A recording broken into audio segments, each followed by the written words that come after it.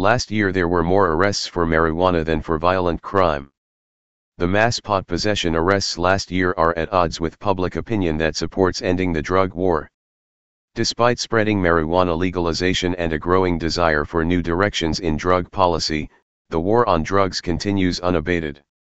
According to the FBI's latest Uniform Crime Report, released Monday, overall drug arrests actually increased last year to 1.57 million, a jump of 5.63% over 2015. The increase includes marijuana arrests, which jumped by more than 75,000 last year compared to 2015, an increase of 12%. That comes out to 3 drug arrests every minute, day in and day out, throughout 2016. It's also more than 3 times the number of people arrested for violent crimes. Drug offenses are the single largest category of crimes for which people were arrested last year, more than burglaries, DUIs, or any other criminal offense. Unlike previous years, this year's Uniform Crime Report did not immediately make available data on specific offenses, such as drug possession or drug sales, nor did it break arrests down by type of drug, but the Marijuana Policy Project obtained marijuana arrest data by contacting the FBI. It reported some 653,000 people arrested on marijuana charges last year, although the FBI did not provide data on how many were simple possession charges. While that figure marks a decline from historic highs a decade ago, pot arrests peaked at nearly 800,000 in 2007. The sharp jump in pot arrests last year demands explanation, especially as it comes after a decade of near-continuous declining numbers. Arresting and citing nearly 500,000 people a year for a substance that is objectively safer than alcohol is a travesty, said MPP Communications Director Morgan Fox. Despite a steady shift in public opinion away from marijuana prohibition, and the growing number of states that are regulating marijuana like alcohol, marijuana consumers continue to be treated like criminals throughout the country. This is a shameful waste of resources and can create lifelong consequences for the people arrested.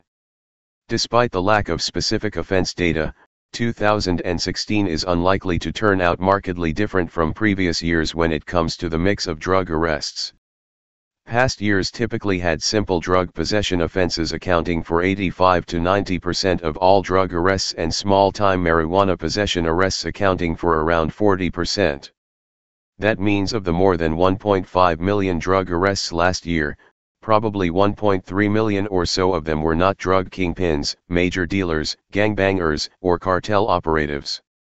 Instead, they were people who got caught with small amounts of drugs for personal use.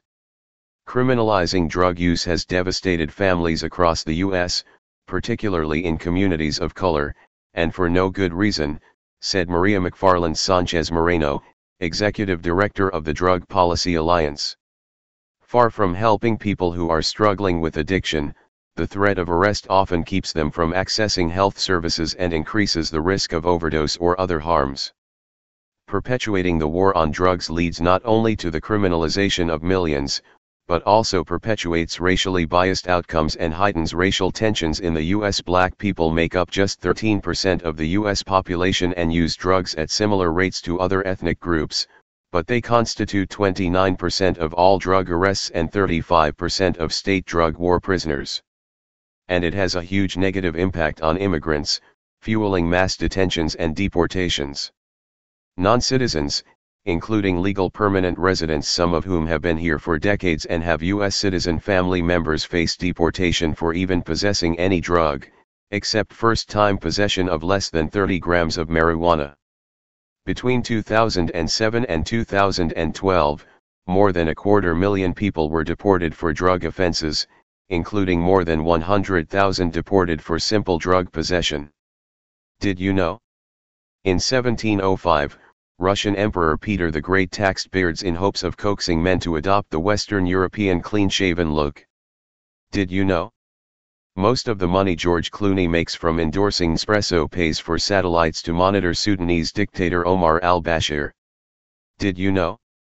During the suffrage movement, women became the first group in U.S. history to picket the White House in hopes of making their voices heard. Did you know? The terms left-wing or right-wing came from the seating pattern of the French National Assembly, which put liberals on the left, and conservatives on the right. Did you know?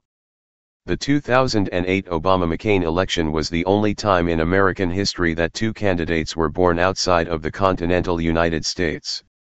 In 2016, the Obama administration set the tone on drug policy and criminal justice matters, yet the number of arrests still went up. Now, with the tough-on-crime Trump administration, these disappointing numbers may be as good as it gets for the next few years.